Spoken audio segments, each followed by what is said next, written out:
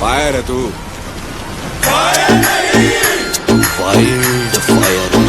उसी को ऐसे बोलने लग गए। नहीं नहीं नहीं महोदय जी, देखिए दुनिया में बहुत तगड़े तगड़े आदमी हैं, हमें किसी से कोई आपत्ति नहीं है, लेकिन कोई हमें छेड़ेगा चाहे वो किसी भी लेवल का हो, अगर वो हमारे दिल समाज को छेड़ेगा तो हम बिल्कुल भी कतई बर्दाश्त नहीं करेंगे, बिल्कुल भी नहीं। दिल परदेस वाला